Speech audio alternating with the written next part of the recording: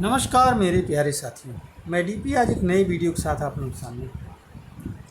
अभी तक आप लोगों ने किसी कंपनी के दिवालिया होने की खबर सुनी होगी, किसी व्यक्ति विशेष के भी दिवालिया होने की खबर सुनी होगी। कोई बैंक है वो दिवालिया हो जाता है। लेकिन अब एक आध दो दिन से एक नई खबर आ रही है कि इंग्लैंड का एक शहर है जो वेस्ट मिडलैंड्स के मेट्रोपोलिस काउंटी का शहर है। लंदन के बाद दुनिया का दूसरा बड़ा शहर है। इंग्लैंड का, दुनिया का तो नहीं कह सकते, इंग्लैंड का दूसरा बड़ा शहर है। औद्योगिक क्रांति के लिए बहुत महत्वपूर्ण शहर है। जेम्स वाट के स्टीम इंजन का आविष्कार भी इसी बर्मिंघम शहर में ही हुआ था। तो ऐसा बर्मिंघम शहर बैंकरप्ट हो चुका है। वहाँ के काउंसलर्स के द्वारा सेक्शन 114 की नोटिस दी गई। ये क्या होता है सेक्शन 114 की नोटिस? सेक्शन 114 की नोटिस ये कहती है कि अब शहर कुछ आवश्यक सेवाओं को छोड़ करके बाकी सभी खर्चे बंद कर देगा। इवन अपने कर्मचारियों को तनख्वाह भी नहीं दे पाएगा। अब इतना बड़ा बर्मिंघम शहर इंग्लैंड का, सवाल ये पैदा होता है कि ये स्थिति पैदा क्यों हुई। तो इस स्थिति के लिए कई फैक्टर्स जिम्मेदार माने जा रहे हैं। अलग अलग न्यूज़पेपर्स में, समाचार माध्यमों में इसके लिए अलग अलग फैक्टर्स आ रहे हैं। लेकिन जो सबसे इम्पॉर्टेंट एक महत्वपूर्ण फैक्टर आया, वो आया कौन सा? शेरन थॉमसन जो हैं, उन्होंने फिलहाल कंजर्वेटिव पार्टियों की नीतियों को जिम्मेदार ठहराया, जो कि ब्रिटेन के पीएम ऋषि सुनाक की पार्टी। ये समस्या क्यों पैदा हुई? तो इस समस्या के पैदा होने का कारण 2012 या 2012 से मांगा जा रहा एक अधिकार है, जिसमें छोटे कर्मचारियों में महिला कर्मचारियों को पुरुष कर्मचारियों के बराबर वेतन दिए जाने की मांग थी। और इसको जो है यूके की सुप्रीम कोर्ट ने सही ठहराया और उनके पक्ष में निर्णय सुना दिया। इसके वजह से एक लंबा अमाउंट एक्स्ट्रा चाहिए था। $650 मिलियन का खर्च आया था। इसके अलावा $87 मिलियन का घाटा भी हो चुका है शहर। अब ब्रिटेन के पीएम ने इसके लिए, जो चूँकि वहाँ पर लेबर पार्टी का एडमिनिस्ट्रेशन, तो लेबर पार्टी के एडमिनिस्ट्रेशन को जिम्मेदार ठहरा दिया। उन्होंने कहा कि भाई केंद्र से प्राप्त फंड का सही उपयोग नहीं किया गया। चलिए इन सब चीज़ों से हट करके हम लोग थोड़ा सा देखते हैं कि ये जो बर्मिंघम की इकोनॉमी है किस पर बेस्ड है, बर्मिंघम की वास्तविक हालत क्या है, जनसंख्या क्या है। तो आपके हो सकता है कुछ बातें समझ में आएँ और उसी परिप्रेक्ष्य में कुछ चीज़ों को और बताऊंगा। पहली बात तो बर्मिंघम शहर की जनसंख्या जो इसमें वर्तमान में है वो है 11,44,919, 11,44,919। इस शहर का क्षेत्रफल पूरा मतलब कंट्री साइड और वो मिला करके मेनली तो शहर ही है, लेकिन मेट्रोपोलिस एरिया और बाकी जो सब डेवलप्ड सबर्बन एरिया है वो मिला करके 100 स्क्वायर माइल्स है। ठीक है। इसमें 2-3 नदियाँ बहती हैं, जैसे रिया नदी, कोल नदी, ये सब बहुत महत्वपूर्ण है। द्वितीय सेकेंड वर्ल्ड वार में इसमें भयंकर बमबारी भी की गई थी इस शहर पर। ठीक है। अगर हम यहाँ की जनसंख्या की बात करें तो यहाँ की जनसंख्या में 48.7% वाइट लोग हैं। एशियन पॉपुलेशन 31% है, सेकेंड लार्जेस्ट पॉपुलेशन है। ब्लैक पॉपुलेशन 10.9% है।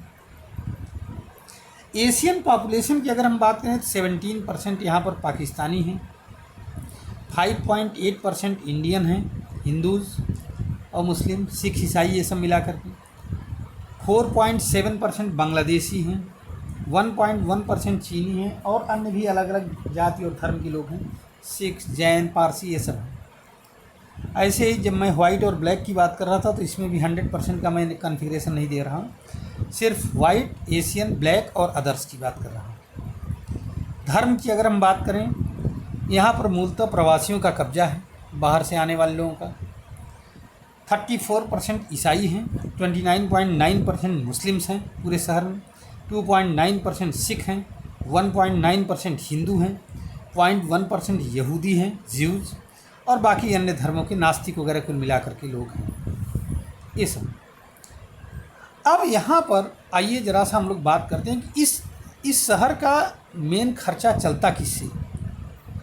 तो यहाँ पर सेवा मतलब कि सर्विस सेक्टर एक्टिव और कुछ फैक्ट्रीज हैं, ऑटोमोबाइल की फैक्ट्रीज हैं, ऐसे इसी तरह के ऑटोमोबाइल टाइप की फैक्ट्री हैं और उन्हीं फैक्ट्रियों से जो खर्चा टैक्सेशन से आता है वही उसी से ये शहर चलता था और बाकी केंद्र सरकार इनको फंड देती थी। ठीक है। अब यहाँ पर माना ये जाता है कि यहाँ सब इलेक्शन जीतने की राजनीति हर जगह माना ये पहली बात तो ये आप इसको आप समझने की कोशिश करिए कि इस शहर को मिनी पाकिस्तान कहा जाता है। ब्रिटेन का मिनी पाकिस्तान इसी शहर को कहा जाता है क्योंकि यहाँ सबसे ज़्यादा मुस्लिम पॉपुलेशन रहता है, अशिक्षा भी बहुत ज़्यादा है और शहरों के कंपेयर में। ठीक है। अब यहाँ होता ये है कि ये जो पाकिस्तान, बांग्लादेश और इंडिया से भी जो मुस्लिम पॉपुलेशन वहाँ पर पहुँची, उसका देश के उसमें नेट जो प्रोडक्शन में कंट्रीब्यूशन है वो बहुत कम है। नेट प्रोडक्शन का मेरा मतलब ये है कि नए आविष्कारों में, हाई प्रोफाइल जॉब्स में, इसमें इसका बहुत कम योगदान है।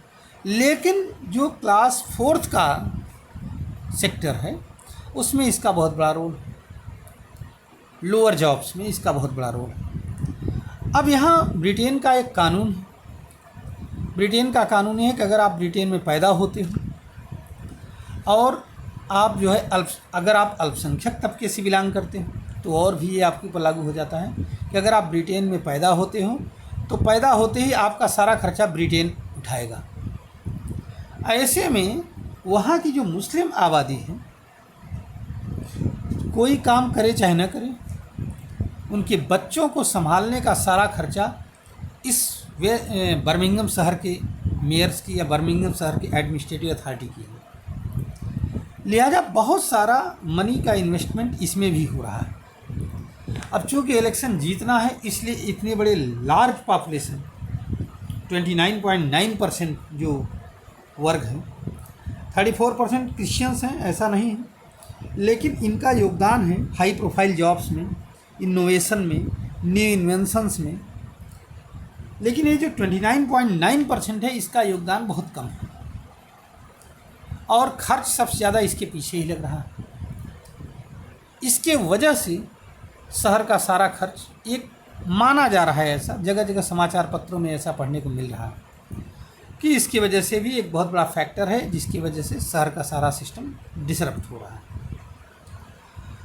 बाकी तो जो इम्पॉर्टेंट फैक्टर है वो तो मैंने बता ही दिया आप लोगों को कि इक्वल पेमेंट का झंझट है, जिसे ब्रिटेन की यूके की सुप्रीम कोर्ट ने इसके कर्मचारियों के पक्ष में निर्णय सुना दिया है, स्पेशली महिला कर्मचारी जिनके तनख्वाह बराबर नहीं थी।